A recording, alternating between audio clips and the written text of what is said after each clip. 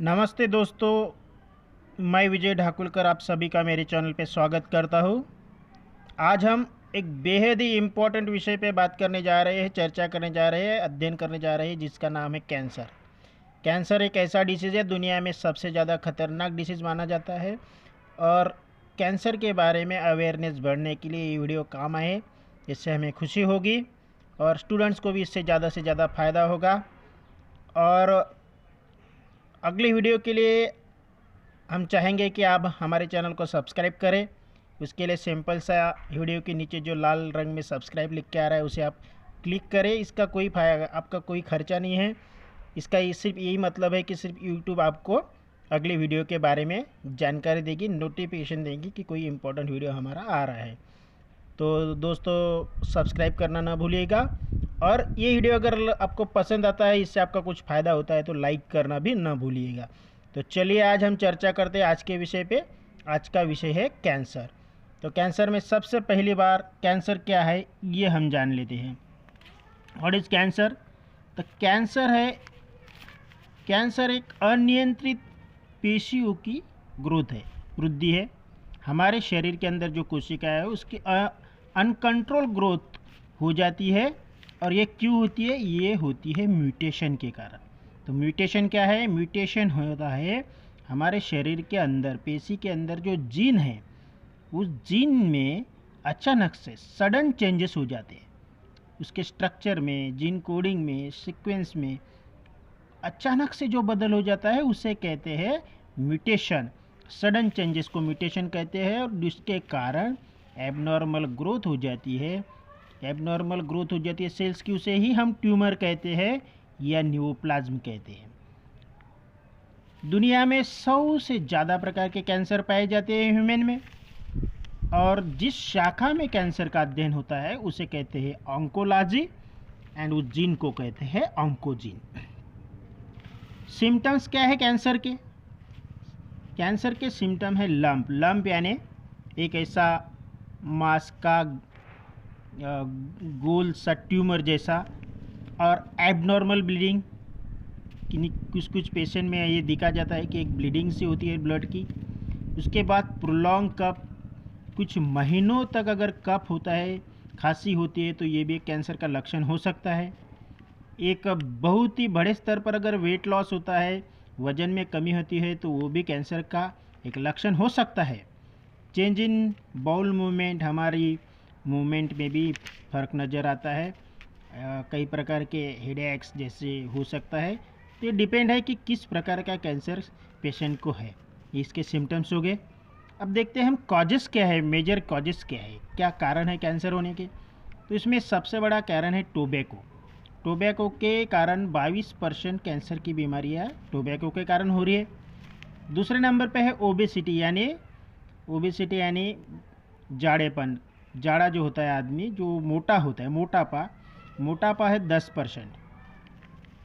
Poor diet, सही तरह का खाना न मिलना, और लैक ऑफ फिजिकल एक्टिविटी बिल्कुल ही शरीर को कोई काम न होना, कोई एक्सरसाइज न होना, जिसके कारण टॉक्सिक सब्सटेंसेस हमारे शरीर के अंदर ही रह जाते हैं, वो बाहर नहीं निकलते। तो ये भी कैंसर के कारण हो सकते हैं। एक्सेसिव अल्कोहल, अगर कोई बहुत बड़े स्तर पर, ज़्यादा स्तर पर अल्कोहल का सेवन करता है तो वो भी कैंसर का कारण हो सकता है। और इन्फेक्शन, कई प्रकार के बैक्टीरियल या फंगल या वायरल इन्फेक्शन होते हैं, जिसके कारण अगर सही वक्त पर ट्रीटमेंट नहीं हुआ तो इन्फेक्शन बढ़ता चला जाता है, और उसका एक मोड़ ये भी हो सकता है कि वो कैंसर की तरफ बढ़े। और prolong exposure to radiation,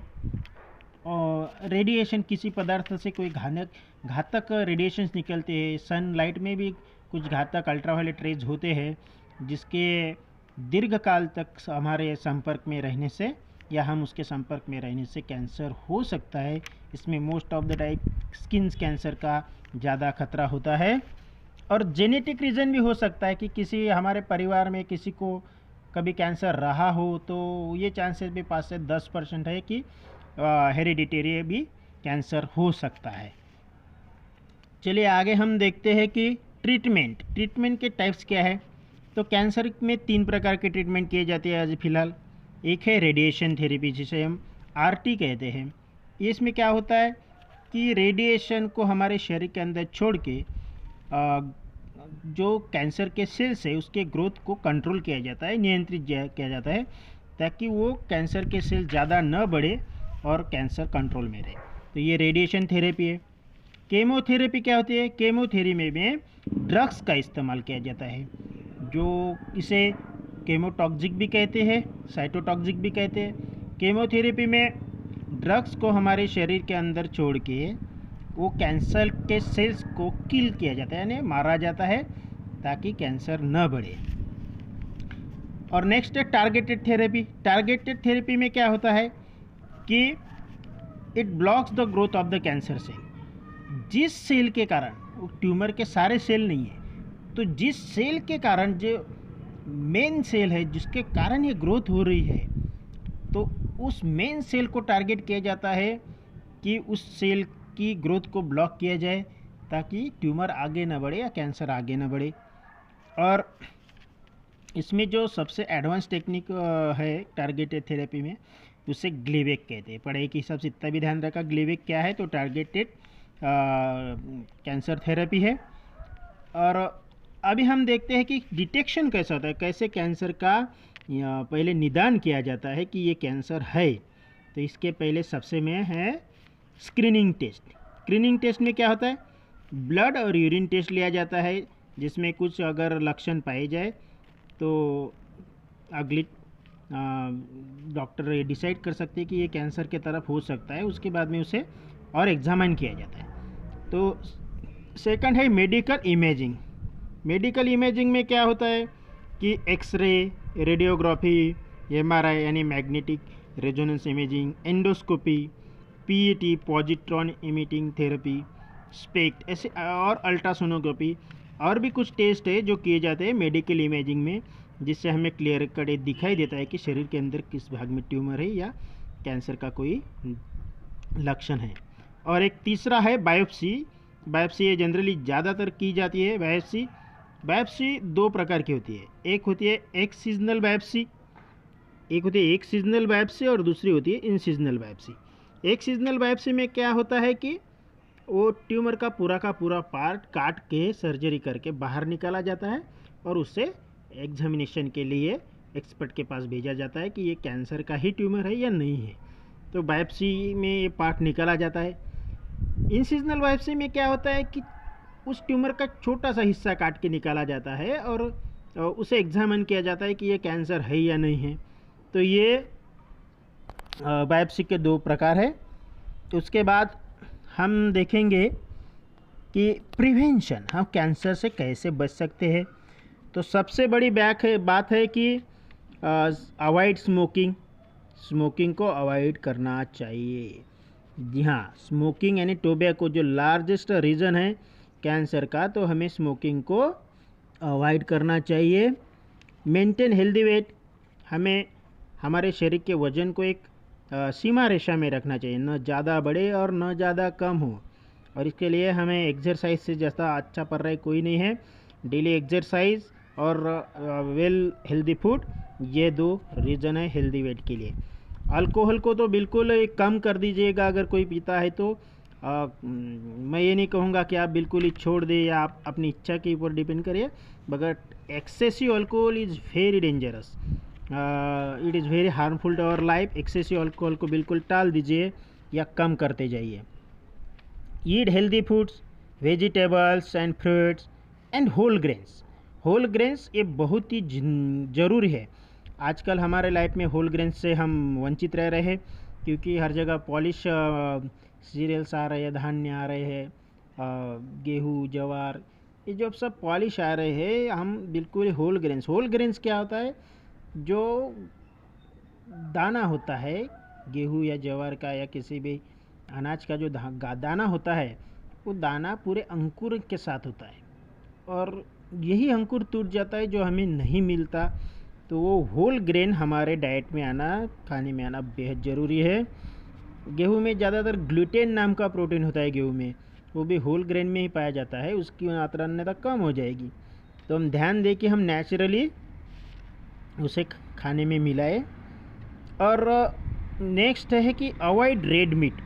red meat को अवॉइड कीजिए। रेड मीट क्या होता है, यानी लाल मटन क्या होता है कि वो मटन जो पकाने के बाद पूरा डार्क हो जाता है, उसे रेड मीट कहते हैं। और ये भी एक बहुत बड़ा कारण है कैंसर का। तो रेड मीट और वाइट मीट को समझिए। वाइट मीट वो होता है जो पकाने के बाद भी ज़्यादा डार्क नहीं बनता, वो वाइट मीट होता है, मतलब सफ़ेद मटन होता है। और जो होता है रेड मीट, वो पकाने के बाद डार्क आता है। तो उसमें भी कैंसर के रीजन्स होते हैं। तो जैसे पोर्क मीट होता है, उसे अवॉइड कीजिए और या फिर ध्यान में रखिए। और सबसे ज़्यादा महत्वपूर्ण ये भी है कि सनलाइट के लॉन्ग टाइम तक एक्सपोजर में आने से बचिए। काम तो करना ही पड़ेगा सनलाइट में, लेकिन हम अल्ट्रा वायलेट रेज से बचने के लिए कुछ उपाय कर सकते हैं, वेयरिंग कैप्स एंड क्लॉथिंग। और कम समय में हम एक जैसे लंबे समय तक एक्सपोजर होने से बचे सनलाइट में। और आगे देखते हैं कि हम टाइप्स ऑफ कैंसर के कितने प्रकार के हैं। तो मेन टाइप्स देखेंगे हम यहाँ पे टाइप्स ऑफ कैंसर में। सबसे पहला है कार्सिनोमा। कार्सिनोमा क्या होता है? कार्सिनोमा होता है जो एपिथेलियल सेल्स में वृद्धि के कारण जो होता है, उसे कार्सिनोमा कहते हैं। इसमें महत्वपूर्ण कैंसर आते हैं जैसे लंग कैंसर, ब्रेस्ट कैंसर, ये सभी कार्सिनोमा टाइप के कैंसर है। दूसरा है सार्कोमा। सार्कोमा किसे कहते हैं? वो कैंसर जिसके कनेक्टिव टिश्यू में अनकंट्रोल ग्रोथ के कारण सार्कोमा होता है। इसमें जैसे बोन कैंसर, कनेक्टिव टिश्यू होते हैं जो हड्डियों को जोड़ते हैं, दो पार्ट्स को जोड़ते हैं, उसे कनेक्टिव टिश्यू कहते हैं। तो ये है बोन कैंसर, जैसे सार्कोमा में आते हैं। तीसरा है लिम्फोमा ल्यूकेमिया। तो ल्यूकेमिया क्या है? इसे हम ब्लड सेल्स के कारण होता है, तो ये ब्लड कैंसर भी हम ज़्यादातर कहते हैं ल्यूकेमिया, लिम्फोमा को। चौथा प्रकार है germ cell tumour. Germ cell कहते हैं, जर्म सेल ये होते हैं जो प्रजनन के लिए जिम्मेदार है सेल्स। तो जर्म सेल्स होते हैं, ट्यूमर इससे बनता है। तो ये मेनली टेस्टिकल यानी ह्यूमन मैन में टेस्टिकल और फीमेल में ओवरीज में जो सेल्स पाए जाते हैं, उस सेल्स में अगर कैंसर होता है तो उसे जर्म सेल कैंसर कहते हैं। नेक्स्ट है ब्लास्टोमा। ब्लास्टोमा है एम्ब्रियोनिक टिश्यू, यानी ये गर्भ सेल से जो होता है उसे ब्लास्टोमा कहते हैं। और ये 5 प्रकार के मेन टाइप कैंसर है। और बाकी जो 100 प्रकार के हमने बताए थे कि किस ऑर्गन को कैंसर हुआ है, उसके भी ऊपर से नाम से ये लगाया जाता है कि breast cancer, lung cancer, blood cancer, bone cancer. तो ये सभी ये 5 टाइप में आएंगे। और कैंसर में हमने देखा है कि कैंसर क्या है कि अनकंट्रोल ग्रोथ है सेल्स की, जिसके कारण ट्यूमर पैदा होता है।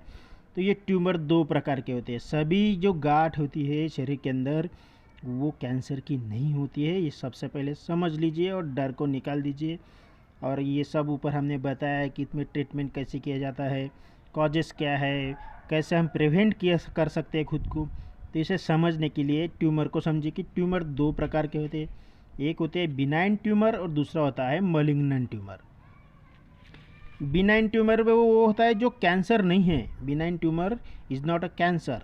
इसका एग्जांपल हम बता दें कि मोल, जिसे हम कहते हैं क्या कहते हैं हम, उसके शरीर के ऊपर आती है छोटी छोटी गांठें।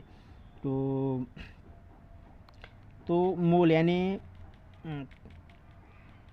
चामखिड़ कहते हैं उसके मराठी में। तो ये ऐसे जो गांठें आती है जो कैंसर नहीं है, लेकिन वो ट्यूमर ज़रूर है। और फाइब्रॉइड ट्यूमर होता है, ये गर्भाशय में होता है। गर्भाशय में काफ़ी लेडीज़ को ये प्रॉब्लम होती है कि गांठें बनती है, तो उसे फाइब्रॉइड कहते हैं। और ये कैंसर नहीं होता है, ये बिनाइन ट्यूमर है। और जो कैंसर होता है उसे कहते हैं मलिग्नेंट ट्यूमर। मलिग्नेंट ट्यूमर ये वो ट्यूमर है जो कैंसर है और वो ये फैलता है, उसके बाजू में भी ये दूसरा ट्यूमर पैदा करता है, तो ये फैलता है, इसीलिए कैंसर है। बिनाइन ट्यूमर फैलता नहीं है। तो इस प्रकार हमने कैंसर के बारे में थोड़ी जानकारी ली है। अगले वीडियो में भी हम कैंसर को एक और डिटेल्स में लेके आएंगे। उसमें हम कुछ प्लेसेस के नाम बताएंगे जहाँ पे इलाज भी किया जाता है, ताकि लोगों का फ़ायदा हो और जानकारी जल्दी से जल्दी हासिल हो। तो कुछ बड़े बड़े टाइप्स के कैंसर है, breast cancer, lungs cancer, bone cancer, इसको हम सेपरेटली अच्छे से एक एक वीडियो में लेके आएंगे ताकि कैंसर के बारे में हम डिटेल्स जान सकें।